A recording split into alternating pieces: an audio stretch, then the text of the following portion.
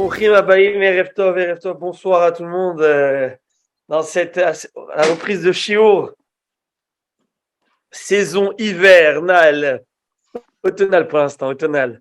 C'est Bereshit, hein? Quoi, Bereshit, voilà. On commence, on reprend, on l'a repris tout de suite jeudi, on l'a même pas attendu, la fin du week-end. On fait le trait d'union entre la Simchat Torah et la prise des cours. Donc, Erev Tov tout le monde. Et Bracha et Tzlacha, j'espère que les fêtes se sont bien passées pour tous. Yep. Alors, ça comme ça un instant. Grâce à Dieu. Grâce à Dieu. Ah, comme, Très bien. Avec du retard, faut faire là. Avec du retard. Voilà. Oui, on vous écoute, monsieur Bonheur. Avec du retard, la gematria de Simchat Torah. Simchat Torah, c'est 1359. Oui. Et on dit aussi que c'est le Yom, le jour de la Kriyat Torah. Kriyat Torah, c'est 1327. Donc il manque 32. Et 32, c'est la dernière lettre du Chumash, Israël, le Lamed, et la première lettre de Bereshit, Beis, 32. Donc vous ajoutez ça à Kriyat Torah, vous avez Simchat Torah. Il a fait meilleur, très joli. C'est très beau ce que vous dites, monsieur Bronner. Ah, la dernière aussi, le Esrog. Vous savez, le Esrog, il vaut 610 Esrog. Ok. Vous ajoutez un Lulav, un Adassa et un Arava. 613. Et vous avez 613. Bravo. Bravo. Hazak. Alors, on a du Tzibour ici. Ils sont venus nous rejoindre ici. Je vous présente en la personne de monsieur Harry Gabé, monsieur Gabriel Ilouz et Isachel Tov, David Abitbol. Elle va avoir 5 mois. Alors, Rabotai, on va. Merci pour vos. Oui, monsieur. Vous savez qu'on vient d'apprendre le décès du beau-frère à Danny Zaguri. Oui, bon, oui. On l'enterre demain à midi. Je ne sais pas si on peut dédier le concours à sa mémoire ou à sa... Après, oui, après les vaillants, on va faire aussi la vote et tout. Oui, mais que tout ça soit Le beau-frère de Zaguri? Son beau-frère, oui. Oui. Ouais. Il a eu un accident, il est tombé du balcon, je pense. Oui. Hein? Suite à cette chute. Non, c'est ça qui a creusé la chute. Ah, j'ai pas compris exactement. C'est le balcon qui est tombé? Il a eu un AVC. Oui. Et je sais pas ce que et il a bousculé. Aïe, mon Dieu. Et son âme, c'est horrible. Ok, Rabotai. Ça va? Ça se passe bien? Alechem Shalom, Rabbi Shalom Bar Sheshat, Rabbi Moïse Deri, Shalom Itzoti, Rabbi Yaakov Ben Chaim, monsieur Bronner et monsieur Znati. Donc, en principe, on ne fait jamais rien avant l'enterrement, c'est ça? Quelle mission de Nefesh tu viens de faire? Comment? Habituellement, donc on ne fait rien avant l'enterrement. Non, c'est. Non, tu me sais qu'on attend un peu.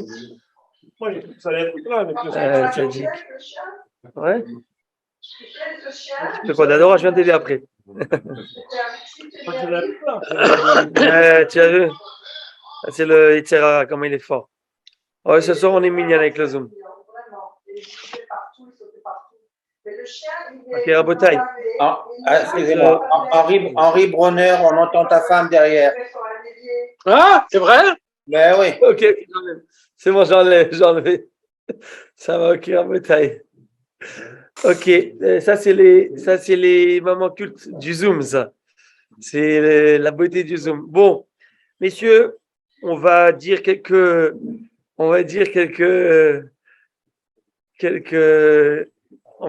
paroles de Torah. Donc, on va commencer avec la Gemara Blineder.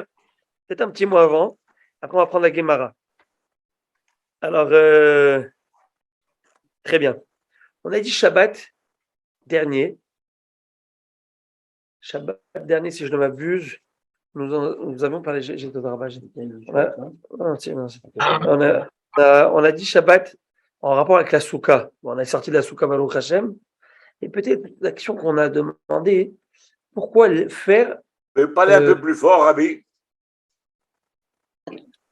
Oui, je vais essayer de parler plus fort. Est-ce que c'est mieux là comme ça? La vérité, vous êtes chiant. Que Dieu vous bénisse. Rabbi Shalom. Oui. Regardez, le Neder, on va faire on est voisins. Quand je vais au cours, je vais vous prendre avec moi, je vais vous amener ici, vous allez m'écouter en live. Ok? Voilà. Est-ce que là, c'est mieux? Là, ça va Je ne mieux. peux pas faire plus, je vais assortir les autres ici. Ok. Vous n'avez pas un volume? Alors, comme ça,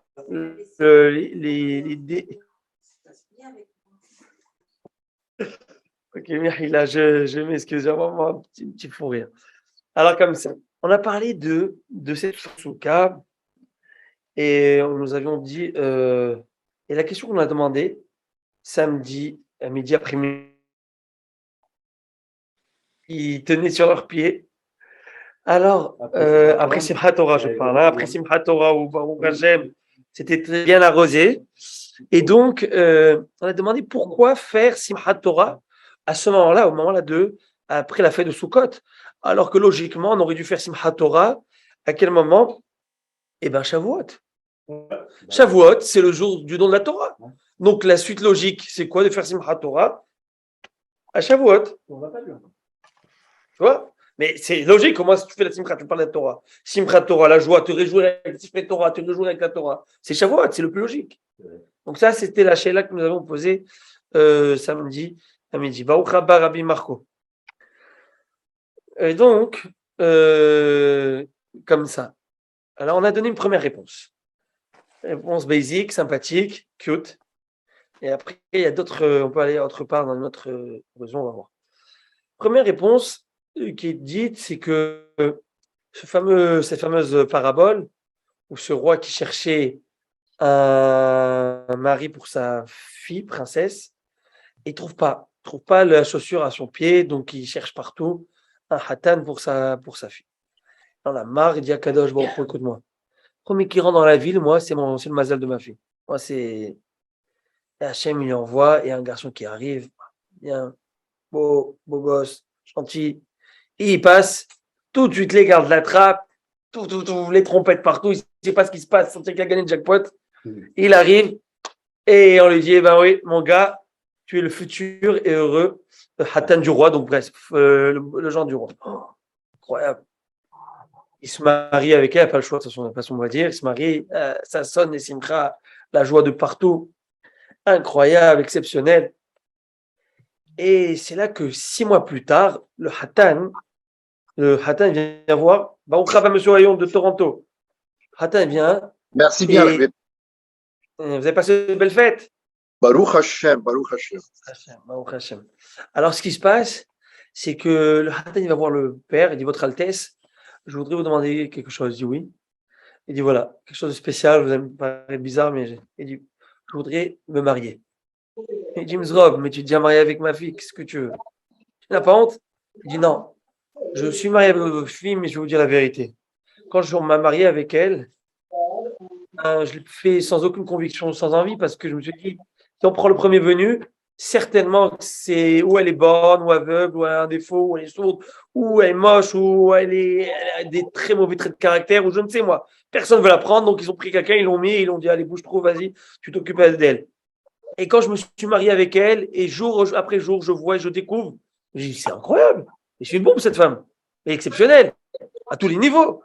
Et ben maintenant, je me remarier, mais parce que c'est l'amour de ma vie. Parce que c'est bien mettre l'amour de ma vie, c'est avec elle que je veux vraiment passer la fin de mes jours, et avec envie, et parce que je l'ai découvert. Et c'est ce qu'il a dit Zacharie, notre cher ami David. C'est que Bémet, nous, on a reçu la Torah. Un petit peu avec le revolver sur la tempe. Tu reçois la Torah, très bien, tu veux pas, mon gars, t'es enterré. La montagne sur la Dans la montagne sur la tête. Donc, La montagne sur qu'est-ce la qu'on fait? La montagne sur la tête, exactement. Dieu va leur dire, la Torah, c'est très bien, sinon, faites schéma, c'est votre tombe. Et on a dit, oui, on veut Torah, mais bon.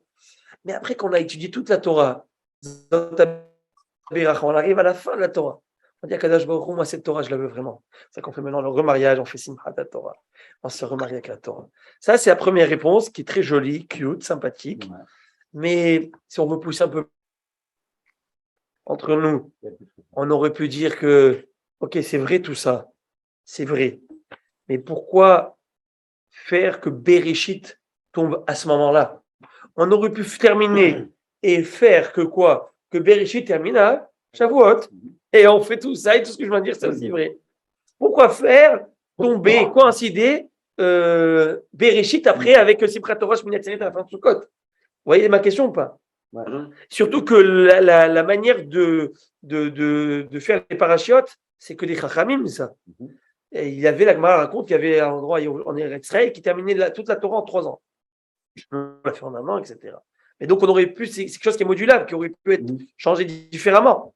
Donc, pourquoi à ce moment-là, juste après Sukkot, on termine et on fait à ce moment-là la Simchat Torah et on fait coïncider Bereshit avec cela? Vous voyez la question ou pas? Oui.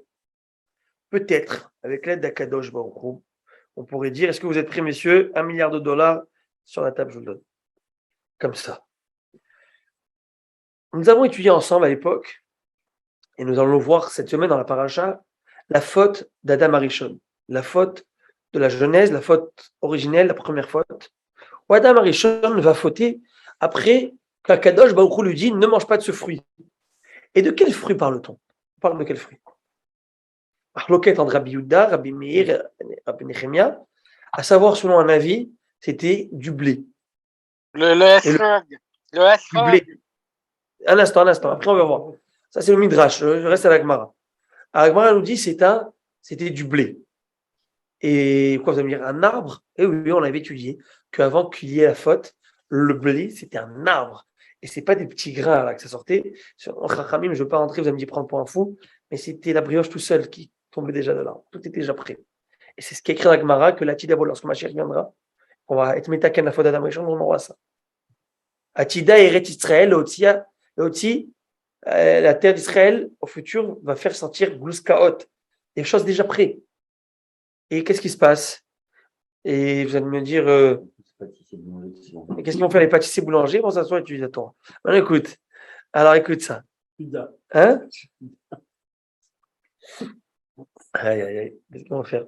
C'est comme pourquoi ils travaillent pour la parnasse, ils ont plus de problème de parnasse.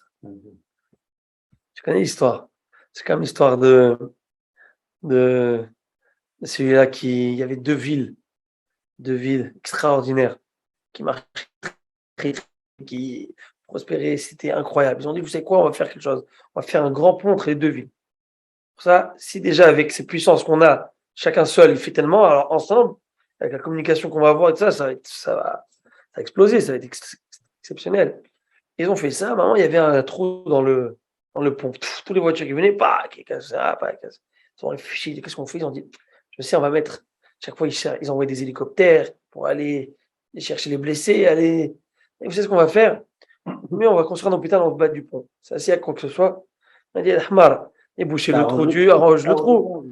Voilà, alors ça, l'idée, c'est qu'on n'aura pas besoin de ça, de vendre et de trucs. On n'aura pas besoin de ça, on n'a pas le choix. On doit travailler parce que suite à la malédiction. Mais en fait, au-delà de ça, en fait, ce machal a été donné, je l'avais vu à l'époque. Les gens ont problème avec les enfants, crise d'ado, crise de je sais pas quoi. Et si, mais tu comprends pas que s'il y a Shalom Bayit, un vrai, la majorité du temps, tout se passe bien. Si tu ranges ce point de communication, tu n'as pas besoin de créer un petit hôpital en bas pour pouvoir t'occuper de tout et du reste, etc. Ça va. Maintenant, normalement, des fois, il faut plus que du béton pour arranger ce trou. Maintenant, écoutez, Rabotaï. C'est comme, je rigole parce qu'ils ont explosé le pont là-bas en Crimée. Avec cela. En tout cas, qu'est-ce qui se passe? Donc, regardez. Selon un avis, il a fauté avec le raisin. C'est que le raisin qu'il a fauté, d'Amarichon. Notre avis, c'est avec le blé. Et un autre avis, c'est avec quoi? C'est avec Téna, avec les figues. Avec les figues. OK? Et bien, durant les 3 fêtes de pèlerinage, on essaye de quoi? D'arranger, d'être métaken cette faute. Cette faute qui a été mise dont la faute a été faite par ces trois choses. Ok? Selon un avis, c'était le pain, Oui. le blé. Un avis. Il dit ça qui est écrit dans la Torah, Shalosh Pa'amim Tahogli Bashana. 3 fois, vous allez fêter dans l'année. Tahog, Tav, Het. Gimel, Tav, c'était Na, la figue. Het, c'est Hita, le blé. Et Gimel, c'est Geffen. C'est pareil, 3 fêtes de pèlerinage, on va essayer d'arranger la faute originelle. Qui était quoi la faute originelle? Une demande d'indépendance de Dieu. Je m'écarte de Dieu, je crois, en notre force que Dieu. C'est pourquoi je me permets de le désobéir. Les fêtes de pèlerinage, je vais chez Dieu. Je vais chez Akadosh Baruch Hu, je sers Akadosh Baruch Hu. Et durant Sukkot, qu'est-ce qui se passe, Sukkot? On va voir que c'est un petit peu le tikkun de la faute d'Adam Arishon. Pourquoi? Comme je vous l'ai dit, on va rentrer dans la Soukha de Dieu. C'est l'ombre d'Akadosh Baruch Hu. Et qui va être fait par quoi? Le skar, par quoi il est fait le srach? Le srach, on utilise quoi dans le srach? On utilise, comment la Gemara a dit, psolet, goren et yekev. On utilise quoi pour srach? On ne peut pas utiliser des fruits. On ne peut pas utiliser des métaux qui peuvent prendre l'impureté. On doit utiliser quoi? Le déchet agricole, lequel, la Gemara a dit, goren et kef, du vin, c'est les feuilles de vin, et goren, c'est du blé. C'est-à-dire tout ce qui a utilisé Adam Arishon au contraire pour fauter, on va te servir avec ces choses. On te sert avec ces choses-là. Avec ces choses-là. On fait un tikkun d'Adam Arishon. Et donc, peut-être, c'est ça l'idée. L'idée, c'est de juxtaposer Bereshit avec quoi? Avec le tikkun d'Adam Arishon. Avec la correction d'Adam Arishon qui se fait où? Qui se passe par où? Qui se passe durant Sukkot. Donc, c'est pour cette raison qu'on va juste juxtaposer juste après quoi? La paracha de Bereshit pour dire que non, on a essayé, en tout cas, tout faire monumental qui a été fait et de nous rapprocher d'Akadosh Baruch Hu, non pas au contraire nous éloigner d'Akadosh Baruch Hu. Et durant cette fête de Sukkot, il fallait s'inspirer beaucoup de cette simcha, de cette joie, de savoir que tout est éphémère, tout est passager. Et il faut arrêter vraiment de rentrer dans l'anxiété. Ça, c'est une avoda de tous les jours. Regardez, que Dieu nous en préserve, et que ce soit le shimato de ce monsieur qui niftar hier, n'est-ce pas, qui est tombé hier en tout cas. En une fraction de seconde, sa vie s'était arrêtée. Il était en bonne santé. La famille, elle est complètement, comment on appelle ça, bouleversée. Moi, je le sais, c'est ma belle-sœur, c'est de sa famille, c'est son oncle. D'accord? Donc, c'est la famille de Zaguri. Et donc, ils sont bouleversés. Et qu'est-ce qu'il y a, lorsqu'on voit tout ça, on voit une chose. C'est qu'en fait, on est fragile. Et lorsqu'on sort de notre maison qui est fixe, on est au chaud, on est tranquille là-bas, on va dans notre souka, eh bien, ça nous fait réfléchir, nous dire que, la vie, elle passe comme ça. Elle passe comme ça. Et tout passe. Ce fameux dicton qu'on dit en hébreu, Avar, Avar Aïn. Avar, le passé, Aïn. Il n'est plus. Atid, Adain, le futur n'est pas encore. Deaga Minaïn, pourquoi alors s'inquiéter? Nous, on s'inquiète parce qu'on est toujours en prévision du futur.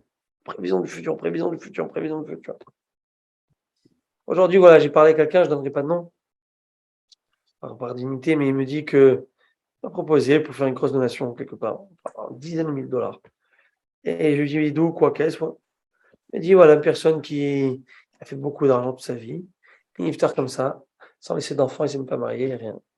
Comme ça. Toute sa vie, c'était la capitale. Alors, tu vois, et c'est bien d'avoir de l'ambition. C'est très bien d'avoir de l'ambition. Justement, moi, j'en parlais de ça à quelqu'un aujourd'hui, je disais que, pas rentrer dans tous les détails, c'est un peu compliqué, mais la Gemara nous dit dans Pirkei Avot qu'il y a 3 choses, Bilazar et Kaparomer, 3 choses qui enlèvent l'homme de ce monde. 3 choses qui détruisent l'homme de ce monde. La kina, la jalousie, la ta'ava, la recherche des plaisirs, et le kavod. Kina va ta'ava va kavod. La kina, c'est la jalousie, ta'ava, c'est recherche des plaisirs sans arrêt. Et le kavod, l'honneur, elle déchire la personne elle enlève. Il y a des gens qui sont jaloux. Ils ont tout Baruch Hashem, mais ils sont tellement jaloux, ils oublient de voir ce qu'ils ont Baruch Hashem, et sont rongés par cette jalousie, donc ils ne sont jamais contents. Il y a des gens qui adorent le kavod, l'honneur. Et attention, si tu lui dis un mot mal placé, sa journée, tu l'as détruite. Pas d'être heureux, d'être content, allez, un peu la banane. Oh, parce que tu l'as manqué de respect. C'est l'aide, ça va. Alors, c'est fini. Ah, c'est fini, moi, je veux pas. Et je remarquerai que plus on est jeune, moins on a ce problème. Plus on grandit, on vieillit, plus on a ce problème. Pourquoi? Parce que le Tzerara, il grandit avec toi. Donc le Tzerara, il va pas rester sur des choses bestiales, basiques. C'est pas pour manger ou je ne sais moi. Il est devenu un peu plus classe. Ton Tzerara, il recherche du kavod. Et il est plus raffiné, on va dire. Sauf que cette raffinerie, le kavod, la recherche du kavod, kavod boreach meno. Celui qui cherche le kavod pour le kavod, et ben le kavod va le fuir. Va le fuir.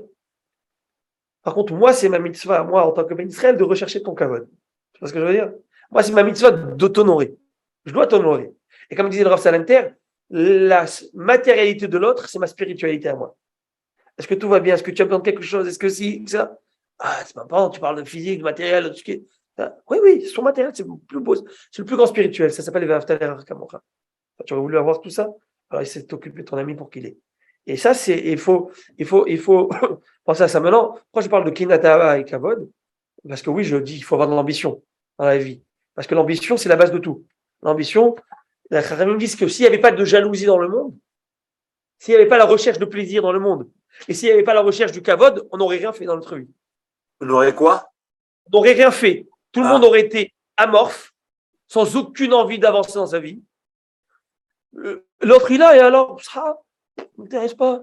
Tu aurais plus de concurrence, plus d'envie d'avancer. Donc, on a tous un petit peu cette jalousie. Pourquoi lui, il réussit, moi, je ne peux pas réussir, donc moi, je voudrais réussir.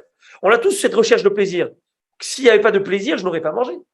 C'est-à-dire, même si j'avais faim, eh ben, je n'aurais pas mangé, donc je ne prendrais pas soin de mon corps. La pérennité du genre humain, ou du genre animal, et tout ce que vous voulez. S'il n'y a pas le plaisir qu'il devrait avoir entre hommes et femmes, eh ben, il n'y aurait rien eu, on n'aurait pas été là aujourd'hui. Donc, il faut qu'il y ait, mais par dose. Et cette dose qui est nécessaire pour la vitalité du monde, dépasser cela, tu rentres déjà dans le piège de la kina, de la ta'ava et du kavod. Et là, tu rentres dans l'erreur. Et cette erreur est très, très grave. Les Chachamim, ils disent, c'est que lorsque Dieu a créé le monde, il a séparé les eaux, n'est-ce pas? C'est pas des choses qu'on peut comprendre. Séparer les eaux. Avant qu'il y ait la terre, il a séparé les eaux d'en bas et d'en haut, avant qu'il y ait même la terre. Et la Gemara, dans le traité Chagiga, où elle parle de Kabbalah, on appelle Maaseh Merkava. Vous connaissez? Eloé, Merkava. Vous connaissez? La Merkava, c'est tout ce qui est la science profonde et mystique de la Torah, la plus profonde qui soit. C'est rentrer dans les antres même et dans les coulisses de la création. Et on n'a pas le droit de le faire. C'est assourd. Il y a des choses qu'on ne peut pas aller. Les Chachamim t'interdisent de le faire. La Torah t'interdit de le faire. Au point où on a vu qu'il y a 4 personnes qui sont entrées dans cela. Il y en a une qui est bien rentrée, qui est bien sortie. Rabbi Akiva. Aher, Elisha Ben Avouya, il est parti en cacahuète. Elisha Ben Avouya, c'est le Rav de Rabbi Yohanner. Hannes, il est devenu kofer, athée. Alors que c'était le Rav de Rabbi Meir. Un, c'est Ben Zoma. Ben Zoma, tzaddik, il a été traumatisé. Et il est mort. Nifga, Ben Azaï. Tac. Tu ne peux pas rentrer là-bas. Si tu arrives à amener ta pensée là-bas, tu ne peux pas. Ou que ta neshama, elle va être trappée. Et donc, c'est pousser la réflexion à des niveaux énormes. Et à un moment, une fois, c'était un Rav, j'oublie qui, je crois que c'était Rabbi Shimon Ben Levi, et Rabbi Shimon Ben Chanania Mechila. Il a rencontré ce Rav, il a dit, Ben Azaï, il lui a dit, tu m'avais l'air pensif. Où tu étais? D'où tu reviens? Il va lui dire, je reviens entre les eaux d'en haut et d'en bas. Je reviens de là-bas. Je sais pas. Et il faut juste que vous sachiez, hein, je vous une parenthèse, le Yonatan Ben Uziel, c'est ce qui est Yonatan Ben Uziel, c'est un des plus grands Tanaïm. Hillel, notre maître Hillel Azakan, il avait 80 élèves. Le plus grand s'appelait Rabbi Yonatan Ben Uziel, qui est enterré à Moka en Israël, à Moka. Le plus petit, c'est Rabbi Yohanan Ben Zakkai, dont on a dit sur Rabbi Yohanan Ben Zakkai, tout ce que la Gemara dit dans Maseret Souka 28, là-bas, des choses, je peux vous lire, vous allez tomber par terre, c'est pas possible. Et la Gemara va dire qu'il y en avait 30 parmi eux qui pouvaient arrêter le soleil, 30 qui pouvaient arrêter la lune, de force comme Moshe Rabbeinu, ou comme ci, ou comme ça, des trucs incroyables. Et que Rabbi Yonatan Ben Uziel, lorsqu'il étudie Maaseh Merkava, c'est-à-dire ces sujets, Kol Of Aporeach, tout oiseau qui passait par lui, il était instantanément brûlé. Il y avait une colonne de feu qui était sur sa tête. C'est des choses qu'on ne comprend pas, nous, aujourd'hui. Mais c'était cela. Alors, il lui dit d'où tu viens? Et je viens de cet endroit. Et il dit, et combien il y a d'espace? C'est pas des choses qu'on peut comprendre. Et je ne veux pas rentrer dans les détails, je ne sais pas moi-même. Il y a combien d'espace entre les 500 ans. Non, ça c'est une autre Gemara dans Chagiga. Ah, c'est là? Et c'est Ah pas non. à l'époque où Dieu a séparé Les eaux. séparé, combien il y avait d'espace? La Gemara va dire, il y avait comme 3 doigts. 3 doigts. 3 doigts. Qu'est-ce que ça veut dire? Je ne sais pas ce que ça veut dire. Et peut-être que cette idée des 3, c'est cette notion de Kina et de Tahava et de Kavod. Ces 3 choses dont on a parlé, qui sont, oui, ils doivent être là pour que le monde soit créé, ils doivent être là pour que le monde existe. Mais à quelle dose et à combien? Et donc, ça, c'est tout ce qui se passe par rapport à Bereshit. C'est ça que l'idée, pourquoi on fait Bereshit juste après Sukkot. Donc, ça, c'est un petit détail que je voulais vous partager qui est juste beautiful. Et celui qui dit ça, c'est le Rav Baruch Razel Très grand Rav en Eretz Israël. Suite à cela, on va reprendre la Gemara dans ma Sechet Shouka. C'est bon? Vous savez que dans tout le Tanakh, Berachot. dans tout le Tanakh, le mot Souka est écrit sans le Vav. Dans tout le Tanakh. Ça a une gematria de 85. Dans toutes les Gemara, dans toute la Gemara. C'est pas vrai. Il y a un pasouk, Aïn Vav, 76. Vaï, et Shalem Souko, Mo'onato Bitzion. Là-bas, c'est écrit avec le Vav. Oui, mais parce que ça, c'est un endroit, mais ça ne parle pas de la Souka. Tandis que dans toute la Gemara, c'est toujours avec un Vav. Et ça a 91, la Gematria est 91. Alors, quelle est la différence entre les deux? C'est que dans la Gemara Souka, elle explique qu'il y a 91 Soukot qui sont interdites et il y a 91 Soukot qui sont permises et 85 qui sont interdites. C'est pour ça qu'il y a la différence comme c'est écrit. Bravo. Ça, c'est dans la Gemara. Le Gaon de Vilna. Le Gaon de Vilna. Pas la Gemara ne dit pas ça. Si je ne m'abuse, c'est le Gaon de Vilna qui dit ça. Alors, à Botaï, on y va. Souvenez-vous de la dernière halakha que nous avons étudiée. Là, je vais le reprendre pour vous rafraîchir la mémoire. Tanou Rabanan. Nos sages nous enseignent. En onim lo amen hatufa velo amen ketufa. On n'a pas le droit de répondre lorsqu'on répond amen à une beracha. On ne peut pas dire amen ou amen. Il y a une manière comment répondre amen. Amen, c'est normalement. Amen. La Gemara va être dure. La Gemara va dire que celui qui répond à amen qui est abrégé ou un amen qui est avalé ou même un amen qui est orphelin. C'est quoi amen qui est orphelin? Tu réponds amen, tu ne sais pas quelle bracha. Amen. Tu ne sais pas pourquoi tu réponds, tu n'as pas le droit de répondre amen. Il faut savoir pourquoi tu réponds amen. La Gemara va dire des phrases très dures, que celui qui répond amen de cette manière, c'est enfin des choses très dures. On ne va pas les dire maintenant. Et là, j'avais ouvert une parenthèse, j'avais posé une question et j'avais demandé, la Gemara dans le traité Souka nous dit, quoi? Pas pourquoi on dit amen. Non, amen, ça veut dire, il y a 3 explications amen. Non, ce que je veux dire, c'est que comme on ne comprend pas l'hébreu, alors quand on dit amen. Non, mais tu sais que tu réponds à une bracha, tu sais que tu réponds à quelque chose. Tu réponds à quelle bracha, tu sais ce que ça signifie chaque chose, ça va. Mais amen, c'est quoi la signification d'amen? Hein, Rabbi Gabriel? Qu'est-ce que ça veut dire amen? Tu dis amen. Adoshem Melech Neman. Adoshem Melech Neman. Oui, non, mais ça c'est bien beau, mais c'est pas la traduction. C'est pas la traduction. C'est l'explication. Oui, ça c'est une explication, etc. Mais c'est quoi la traduction? Pas anima amin. Amen, ça vient de mot emun. Ça veut dire que amen, d'abord, c'est première chose. Amen, c'est-à-dire que c'est vrai, c'est émet, ça. C'est amen, c'est quelque chose qui est vrai. Ou amen kiniratson, c'est que c'est vrai, et on veut, et on souhaite que ça soit comme ça. Par exemple, on dit comme ça, on dit Yevarecha Hashem veishmerecha. Amen kiniratson. Kiniratson, que ce soit ainsi. Je vous pose une petite question, juste comme ça, hein, pour voir si vous regardez Sarah Botaï. Vous remarquez que lorsqu'il y a des Kohanim qui font la Beracha, nous on dit Amen. Amen, Amen, n'est-ce pas? Et lorsqu'il n'y a pas de Kohanim, qu'est-ce qu'on dit? Kenny Ratson. Kenny Ratson. Vous avez remarqué? Oui. Pourquoi vous dites comme ça? Qui sait pourquoi on fait ça?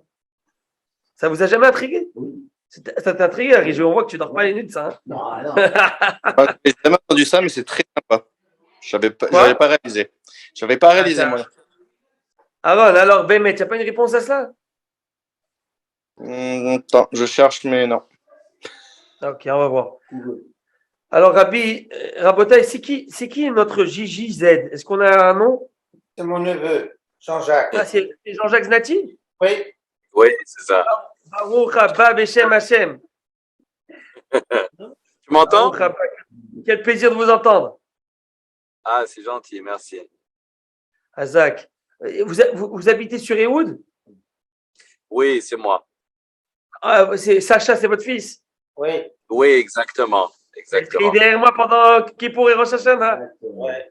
Oui, oui, Azak, exactement. Baruch haba. Je vous embrasse. Azak, Baruch haba, Beshem Merci, Hashem. c'est gentil. C'est gentil. Azak. Il est, Alors, il est ah, super vous- beau, vous- je le protège. vous me flattez d'être au shiur, je vous dis la vérité. C'est gentil. Avec Alors, plaisir. Azak. Oui, Alors, il comme va ça. revenir le lundi et jeudi maintenant. Hazak, Bezrat Hashem. Alors maintenant, écoutez, Rabotai. Alors, pourquoi cette différence? Alors, peut-être on peut expliquer comme ça. C'est qu'il faut le savoir que lorsqu'il y a un Kohen qui fait la prière à la synagogue, donc d'après la Torah, pour faire la Beracha des Kohanim, et aussi, c'est comme ça que je vais vous expliquer pourquoi. Vous remarquerez que des fois, on dit Kohanim, le Chazan il dit Kohanim, et après le Kohen il répond Am Kedoshecha Kamo, et là il commence Yevarecha. Le Kohen il est sur l'estrade en train de faire le Kohen, et le Chazan il fait Kohanim, on dit Chut, ne dis pas Kohanim. Alors, ça arrivé. Alors, pourquoi des fois ils font, des fois ils font pas? Alors il faut expliquer pourquoi. D'après la Torah, Côté Varechou et Ben Israël, c'est au pluriel. Ainsi, vous bénirez le Ham Israël. Je parle au Kohanim, au pluriel. Donc, au pluriel, c'est combien le pluriel? C'est 2. Donc, pour que la bracha des Kohanim soit faite d'après la Torah, il faut qu'il y en ait 2. Très bien. Et vous direz, Yevarecha Hashem, etc. Et il faut donc qu'on leur dicte. Donc, lorsqu'ils sont 2, on a une mitzvah de la Torah de les appeler à nous bénir. On doit les appeler à nous bénir. Si on ne les appelle pas, c'est pas comme ça que ça doit faire. Donc, on leur dit Kohanim. En disant Kohanim, ça veut dire, guys, c'est à vous de jouer. Donc, c'est comme si on les invite à faire la beracha. Dès que maman, on les a invités à faire la beracha, c'est pour ça que nous, les Marocains, vous avez remarqué qu'on ne dit même pas Yevarechecha. Le premier mot, Yevarechecha, le Kohen, il le dit directement. Pourquoi? Parce que lorsqu'on lui a dit, guys, Kohanim, c'est comme si on te dit Yevarechecha, quoi. Vas-y, fais-le. Donc, on ne le dit pas. Les Syriens et d'autres, ils le disent quand même. Le Ben Ishraï dit de le dire, on verra. C'est pas assez là. Maintenant, Mais il y a Iratson aussi. lorsqu'ils sont qu'un Kohen, qu'un seul Kohen, c'est plus la Toraïque, c'est que rabbinique. Vous voyez ce que je veux dire? Et lorsqu'il y a même, donc c'est que rabbinique, donc on ne dit pas Kohanim parce qu'il n'y a pas de mitzvah de la Torah de les inviter. Très bien. Mieux encore, il faut le savoir, que s'il y a un Kohen qui ne veut pas faire Birkat à Kohanim, ok? Et qui est dans la salle, et moi je le dis Kohanim, veut faire de la Birkat, et lui il ne va pas faire la Birkat, il enfreint presque un interdit. Parce qu'on te demande de nous faire la Birkat, tu ne peux pas nous faire. Donc vous allez voir, il va sortir. Il y a des gens, par exemple, des Kohanim chez nous ici, bon, on va pas donner de nom, etc., ils ne vont pas le faire par maladie, par incontinence, etc. Il ne peut pas partir, etc. Donc, il préfère sortir, etc. Parce que si on les appelle Kohanim, mais ils sont là, ils ne le font pas, c'est un problème. Très bien. Maintenant, s'il n'y a pas de Kohanim, il n'y a pas de Kohanim. Alors, qu'est-ce qu'il fait? Elokeinu, veloke avotenu. Cette beracha, ce n'est pas une beracha de Kohanim. Parce qu'il n'est pas Kohen, le Hazan de Kohen. En fait, c'est qu'en mode tefila et souhait. Ce n'est pas en mode mitzvah de la beracha de Kohanim. On l'a fait qu'en mode, on change de formule, on la met en formule prière et souhait. Et quelle prière? Yevarecha Hashem, Ishmera Hashem, bénis-nous et comble-nous de ta grâce, etc. Donc, suite à cette baracha où on se souhaite, qu'est-ce qu'on dit? Ken Yehi Ratzon, ainsi que ça soit. On répond en disant Amen, Ken Yehi Ratzon, ainsi que ça soit comme ça. Tandis que lorsque c'est le Kohen qui dit, on dit Amen. C'est Amen à toute la baracha que tu vas me donner. Il n'y a pas besoin de rajouter Ken Yehi Ratzon, ainsi que soit la volonté. C'est pour ça que je fais, quand il y a le Chazan qui dit, c'est à ce moment-là qu'on dit Ken Yehi Ratzon. Alors, pourquoi je parle de ça? Donc, Amen veut dire ou c'est vrai ce que vous dites, c'est-à-dire que la déclaration que vous venez de dire, c'est émettre, c'est vrai. Ou c'est vrai, mais je souhaite que ça soit aussi comme ça. Amen, Kenny Ratson. Très bien. Alors, Rabotai, la camarade demande, le Tosfot, il pose une question, il dit, il y avait en Alexandrie, vous savez, c'est où l'Alexandrie? C'est l'Égypte. Là-bas, il y avait une immense synagogue Orachaim x100, un truc Hebel.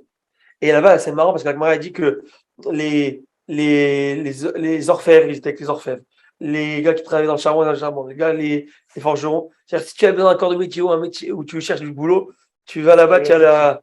On appelle ça, en France, on appelle la NPE, Pôle emploi, pour trouver le travail. Et je sais pas si les différentes corporations. Le centre d'emploi. Ok, super. Donc, c'est le Pôle emploi. Rav, quand il y a un seul Kohen, est-ce qu'on peut, on doit, ou est-ce qu'on peut couvrir la tête de nos enfants? Pareil, réponse. Il y avait 2. Alors, monsieur Znati, oui. Tonton, je parle. Écoutez.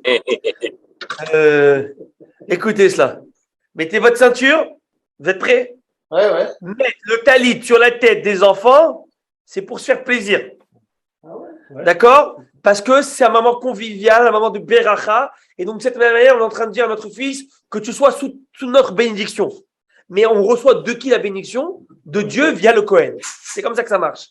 Non, mais il n'y a pas Et de Kohen. C'est dans Elohenu. Il n'y a pas le Kohen. Ah, dans le cas, oui, dans le cas de ça, ben, c'est comme si tu fais une beracha à ton fils. Dans ce cas-ci. C'est comme si tu fais une beracha à ton fils.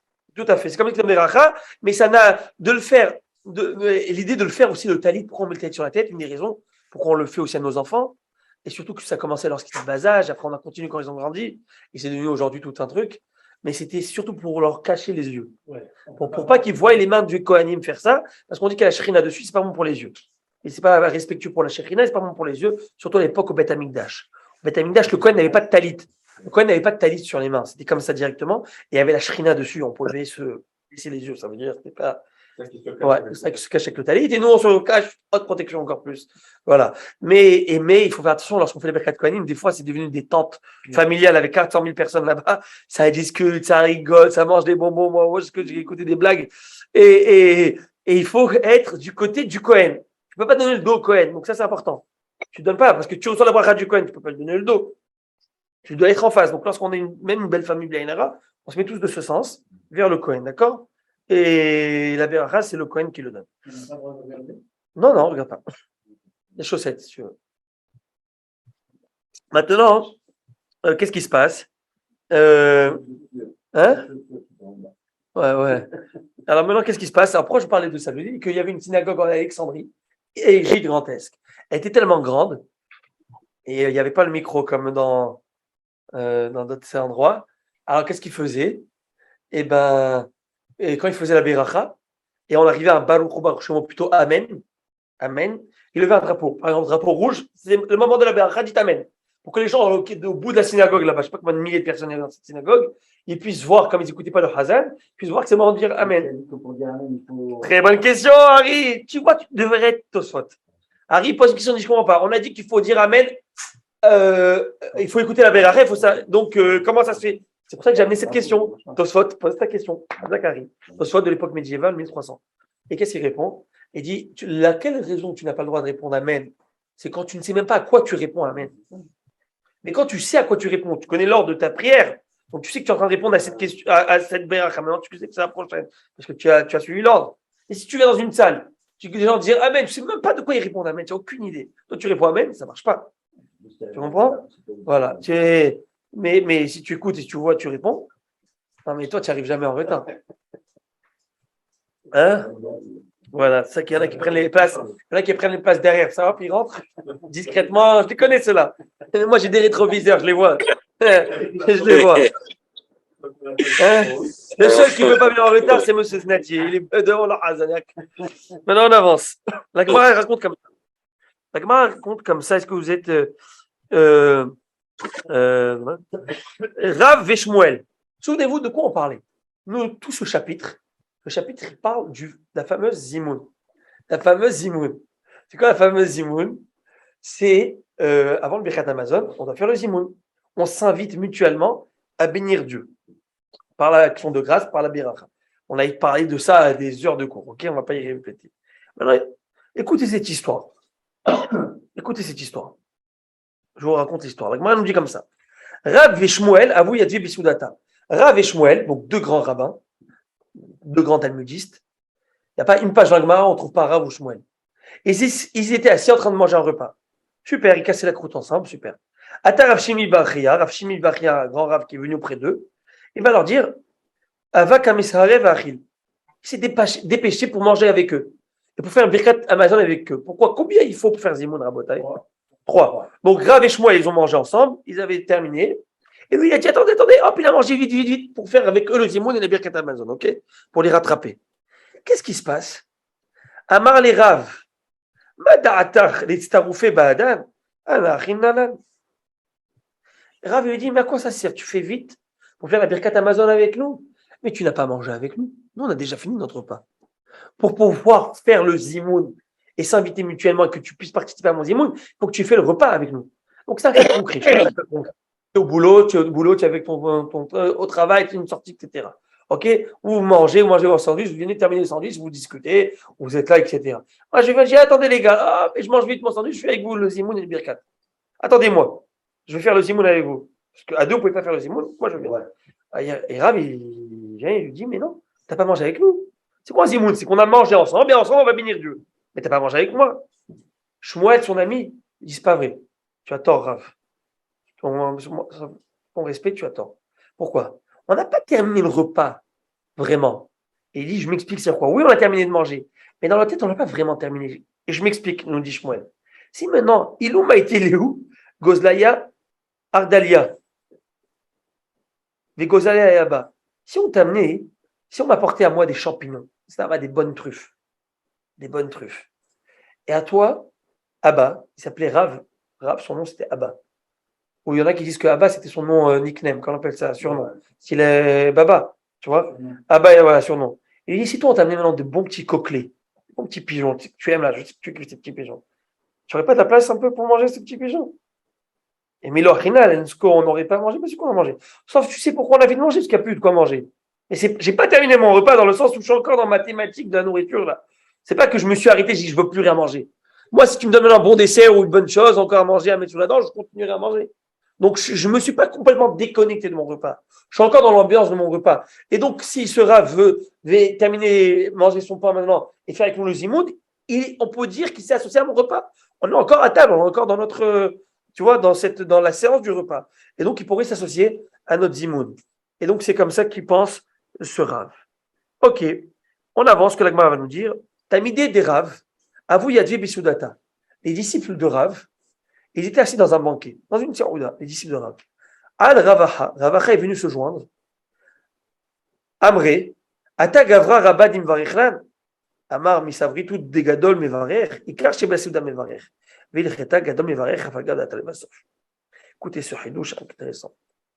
Les Talmidim, les élèves sont venus manger, tous ils ont bien mangé, et vers la fin du repas, on est en train de terminer, un grand Rav, Ravacha, qui est venu, il a mangé avec eux.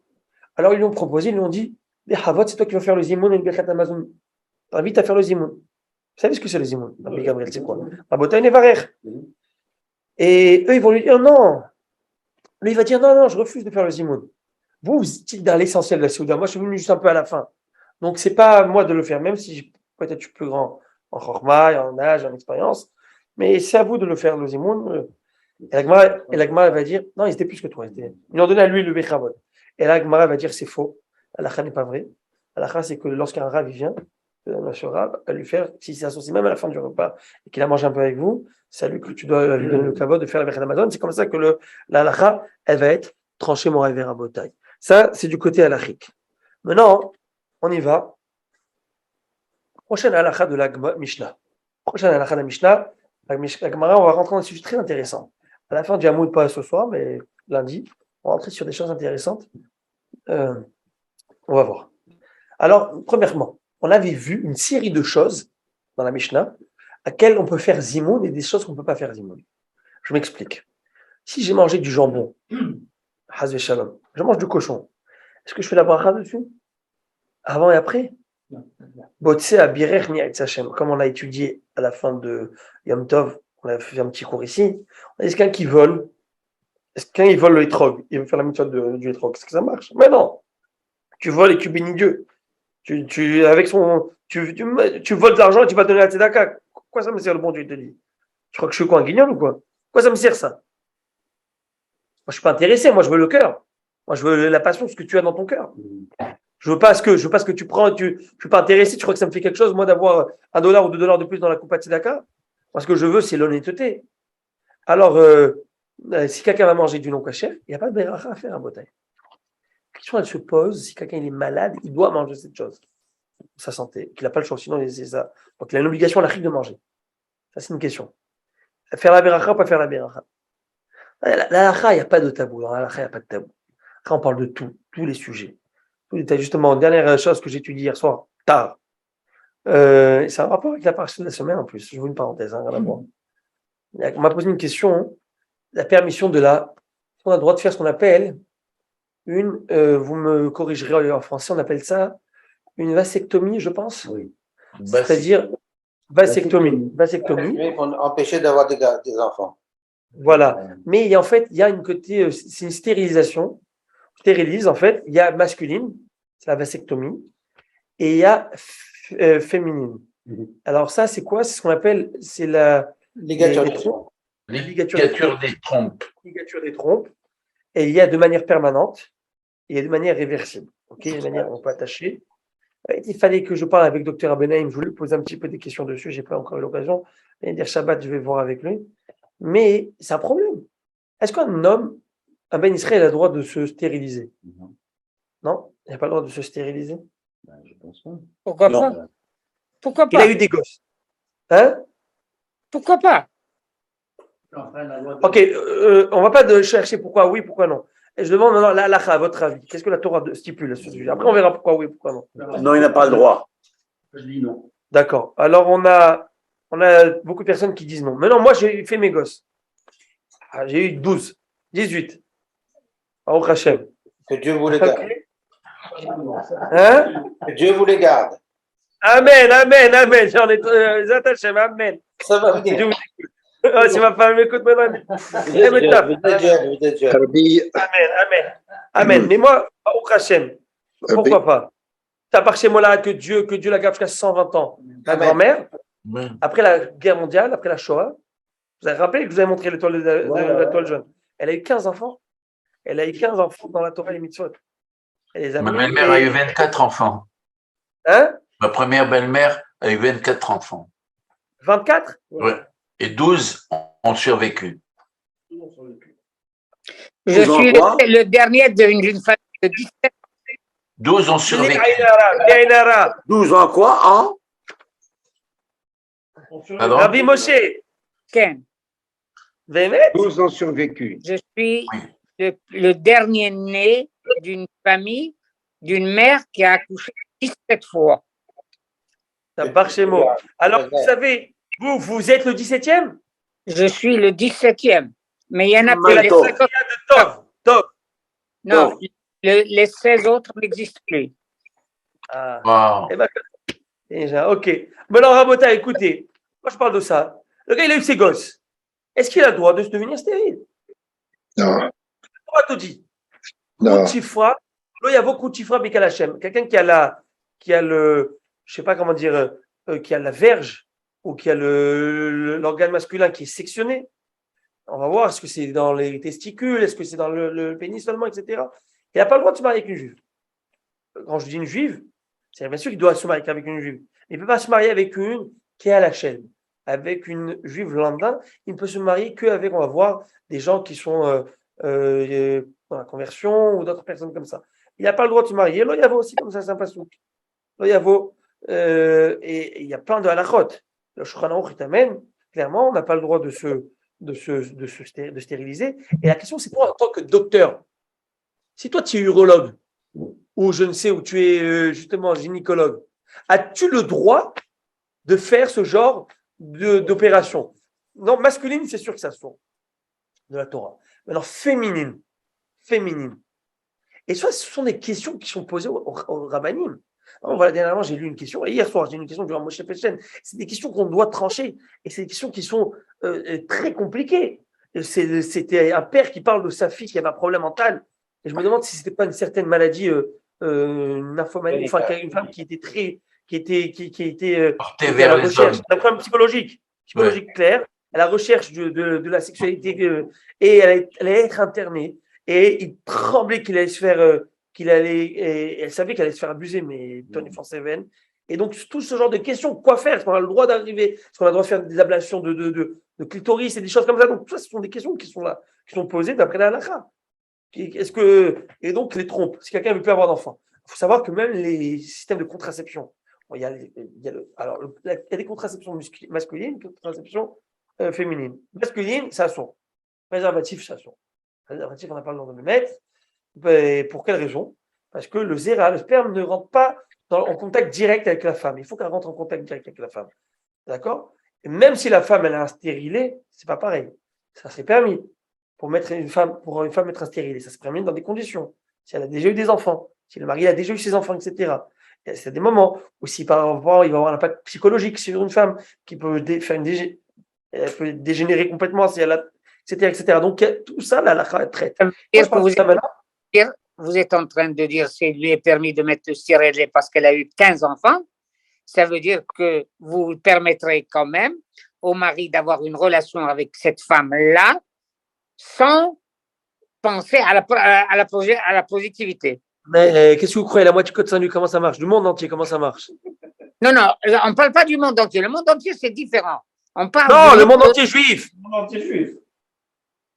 Et le monde entier normal, ils utilisent des préservatifs, ils ont besoin de cela. Mais bien sûr, s'ils ont mis par halakha, d'après la halakha, s'ils ont mis selon la halakha, selon le droit de la halakha, ils ont posé, d'accord, ce stérilet, et qu'elle a fait ça, elle est plus linda, elle est partie au mikvé, etc., comme il se doit, tout à fait. Et lui, il fait la mitzvah de Hona. Un homme doit être avec sa femme. C'est une mitzvah. C'est une mitzvah de la Torah. Et si un homme ne fait pas cette mitzvah et cette obligation de la Torah, c'est un problème. C'est un réel problème. C'est un réel problème. Et il doit savoir combler sa femme. Mais on parle pas d'enfant. Non, il y a un côté enfant. À part ça, il y a un côté combler sa femme. Mais bon, là, on va pas terminer dans ce sujet. On va passer, ça c'est un autre sujet pour un autre moment. Maintenant, à Botaï, pourquoi je parle de ça? Parce qu'à part cette semaine, c'est en rapport à cela. La première mitzvah de la Torah, c'est laquelle? Et des enfants. Dieu va créer Adam Arishon et Chava, il y a des gosses. Donc notre mitzvah, c'est d'avoir des enfants. Oui ou non? C'est des questions, il faut rentrer dans les détails, comment ça marche, etc., etc., etc. Là, la halakha, c'est que Midi Rabbanan, c'est sûr pour une femme, la ligature, à moins qu'il y ait, par exemple, sur une maladie, ça arrive, ou il y a eu des choses graves, moi je connais, et on n'a pas le choix de faire des ablations et de couper, il n'y a pas le choix, qu'est-ce que tu veux faire? Ça, c'est histoire de vie.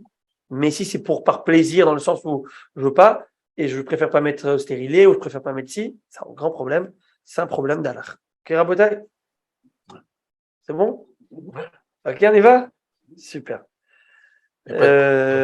Donc, vous êtes en train de me dire qu'il y a 2000 ans, ils ont prévu qu'on pouvait demander à une femme d'arrêter d'avoir des enfants. Et quelle méthode ils avaient? Séparation de corps. Depuis qu'il y a eu la mitzvah d'avoir des enfants, c'est venu avec aussi l'autre. Non, c'est scientifique, c'est la science qui l'a créé. Les mettre comme ça. Non, c'est une question. Non, ils mettaient un tissu, il y a des choses, il y avait des choses, d'accord? Il y avait des choses qui existaient. Les frères m'en parlent, d'accord? Mais c'est vrai que la Gemara raconte qu'une des raisons que l'on paye les pots cassés de Adam Arishon, jusqu'à aujourd'hui, à part la faute originelle, il est allé avec Adam Arishon, il a perdu sa semence. Durant 130 ans, il s'est séparé de sa femme. Suite à la faute de sa femme qu'elle a mis dans la Vera, il a dit, je ne veux plus être avec toi. La Gemara amène qu'il était avec d'autres animaux, apparemment, d'autres choses. Sa semence est partie en vain. C'est une Gemara dans le traité Iruvin, je pense, page 18, à Moudbet, la Gemara dit ça là-bas. Hein? Non, on parle d'Adam Arishon. Arishon, c'est le plus haut niveau, c'est la création directe de la Kadosh Baruch Hu. Mais chaque gaffe chez lui, ça nous a coûté toute l'humanité. Pourquoi? Parce que toute l'humanité était en lui. Moi, j'étais en lui, toi, tu étais en lui, tout le monde était en lui. Il a vécu 1000 ans. Il a vécu 930 ans, en fin de compte. Ouais, les tzotzot ont été ramassés en Égypte. Ouais. Il n'a pas été avec sa femme. Merbi. Et vous savez quand est-ce qu'il s'est repris? Non, mais attends, il a vécu 1000 ans. Et vous savez ce que c'est 130 ans? Et pourquoi il s'est remis avec sa femme? Hein? Parce que. Je parlais aux ados là. Oh! Rabbin, vous avez une question d'Henri Oyon. Et vous l'avez. Oui. Merci bien. Rabbi, d'après la halakha que j'ai appris, tant que l'homme est en bonne forme et il n'a pas de problème, il ne doit pas arrêter. Il doit continuer tant qu'il peut. Voilà. Ok, mais l'homme, il travaille pas tout seul, parce que je sache. Non, mais l'homme, je parle de l'homme. Oui, mais l'homme, il peut dire que moi, je m'arrête au 4e, ça y est. Non, là, alors ça c'est une question. Il y a plein de questions. Regardez, c'est sûr qu'il y a des principes de base. Comme il dit Shlomo Ameler, Baboker Zerazarach Avelaere Baltanach Yadecha. Si tu as eu des enfants étant jeunes et des enfants étant âgés, tu ne sais pas lequel va être bien. Ça veut dire que, etc., et qu'il faut tout donner, etc. Mais après, il y a une composition familiale. On vit dans une famille, on vit dans une famille moderne, il y a beaucoup de choses qui rentrent en jeu aujourd'hui. Et les hommes d'aujourd'hui, c'est pas les hommes d'avant. Et les femmes d'aujourd'hui ne sont plus les femmes d'avant. C'est-à-dire qu'ils n'ont pas les mêmes capacités, les mêmes aptitudes, et les mêmes. À l'époque, une femme, tu sais ce qu'elle pouvait te faire. Et tu sais ce que faisait un homme, ce qu'il faisait. Aujourd'hui, chaque chose, on est un peu efféminé, et vice-versa, et il faut voir, et moi, je dois remonter parapente aujourd'hui, faire mon jogging si je n'ai pas eu mon truc, et Uber Eats, aujourd'hui, j'ai pas la force de faire, et patati patata, etc. Aujourd'hui, on est devenu Elenani, il faut attendre qu'il vienne d'aujourd'hui, tu la commandes. Une dame m'a dit aujourd'hui, moi, je l'ai eu de Hong Kong, je l'ai commandé, elle est venue, et je crois que j'ai parti acheter. Mais bête, aujourd'hui, on est tous donc, mais tout se voit avec la halakha. Tu vas voir un Dayan, tu vas voir ton Rav, il a tous ses connaissances halachiques, et il vient et il te dit, et tu en parles et tu lui vois. Parce que la Torah traite de tout. Pourquoi la Torah traite de tout? Parce que c'est la Torah qui a tout créé. C'est Dieu qui a tout créé. Donc il en parle de tout, sa Torah. Il te demande de faire des choses, il te donne un mode d'emploi. Le mode d'emploi il s'appelle Shulchan Aruch. Alors je veux savoir comment je dois faire, comment c'est. Et il ne faut pas oublier l'aspect humain, l'aspect psychologique. Si une femme ne saura pas comment s'occuper après de ses enfants aussi, ne saura pas s'occuper de ses enfants. Et le revers de l'autre chose, maintenant on va parler de que Dieu nous en préserve et que Dieu, Kadosh Baruch Hu, envoie bracha à tous ceux qui n'ont pas d'enfants. Il y a des gens qui essayent d'avoir des enfants. Et les pauvres, ils rentrent dans une anxiété. Et non, moi j'ai une femme de mon ami. Elle travaille, je ne donne pas de nom, elle travaille dans une clinique. Ça, il y a une clinique ici sur Descaries pour la fertilité. Ça ne désemplit pas. Et c'est une béracha d'avoir des enfants. Les gens ils pensent que c'est comme ça. Et c'est une béracha. C'est une grande béracha. Et j'ai des amis qui ont fait, j'ai de la famille très proche, et je connais et tous, et même nous, on peut avoir ici. C'est une béracha, il faut remercier Hachem que ça vient comme ça, l'enfant. Il y a des gens pendant 10 ans, 15 ans, ils ont entendu pour avoir des enfants. Et d'un autre côté, comme j'écoutais le grand Dayan Rava, il se disait, ils ont une pression psychologique, familiale, alors les gosses, tu sais, alors, ils ont aussi une pression religieuse. Tu sais que ta première mitzvah, c'est d'avoir des enfants, et de se sentir que tu es réalisé. Et il leur disait toujours comme ça, vous faites votre maximum, vous avez fait votre maximum. Qu'est-ce que tu veux faire de plus? Le résultat, c'est le bon Dieu. Et mieux encore, pour les consoler, il s'est mettre. Il dit, celui qui a eu des gosses, fille et garçon, il a déjà fait sa mitzvah. Elle a fait sa mitzvah, oui ou non? Fille et garçon, tu as fait ta mitzvah. Mais toi qui es toujours en train d'être avec ta femme pour en avoir, tu es toujours en train d'accomplir une mitzvah. Depuis la Rivia, chemin faisant. Ça veut dire que quand tu es en train de faire ta mitzvah, c'est pour pouvoir accomplir avoir des enfants. Tant que tu n'en as pas, tu es toujours en train de faire ta mitzvah. Eux, ils ont fini la mitzvah. Quand ils ont pas pour. C'est pas dans le sens du Pirkei Rivia, parce qu'ils ont déjà fait Pirkei Rivia. Tu peux rajouter, mais la base de la mitzvah, ils l'ont déjà fait. Voilà. Celui qui a eu des garçons, il n'a pas fini sa mitzvah. Celui qui a eu des garçons? Oui. Ah, c'est Znati. Hein? Oui. Et ben si ces garçons, ils ont eu des filles, ça va. Ah, ils ont épousé des femmes et ce sont des belles filles. Ah, Hachem. Non, les belles filles, je parle des petites filles. Hein? Au Maroc, mon grand-père, il a donné la permission de marier une deuxième femme. Oui. Une deuxième femme, il a eu des enfants. D'avoir une deuxième femme. Bon, Manian, je ne sais pas comment on est rentré à Bothaï, j'ai aucune idée. On était dans le Hamen, dans le Zimoun. On est arrivé avec les femmes là, à Bothaï. On revient tout de suite au repas. Eh ben non, on ne peut pas parce que c'est autre chose, un autre sujet. Mais Bezat Hachem lundi, on parlera du reste de la Gemara. Et voilà, je voudrais vous féliciter parce que ce soir, nous étions presque un minyan et demi. Hein. C'était record. C'était un bon minyan et demi. Et il ne faut pas que ça désemplit. Hein? Grâce à Dieu. Les renforts, il y avait le renfort. Hazak, je vous embrasse très fort à Bothaï. N'oubliez pas, le 31 octobre, je pense qu'il y a une soirée d'orientation, c'est ça? Pour le Maroc, non? Rabbi Marco, c'est ça? Est-ce que vous le faites? Exact. Vous le faites? Exact. Vous le faites? Moi, je vais au Maroc. Oui. Eh bien, monsieur, si vous le faites, je le fais. Rabbi, la semaine prochaine, si Dieu veut, je suis au Maroc pour une quinzaine de jours. Alors, bien sûr, Bezat Hashem, Ah, Bezat Hashem. super. À la soirée d'orientation, par tout ça. À l'école, tout. Nessiah Tova. Nessiah Tova. Shabbat shalom. Shabbat shalom. Bye. Bye, tout le monde.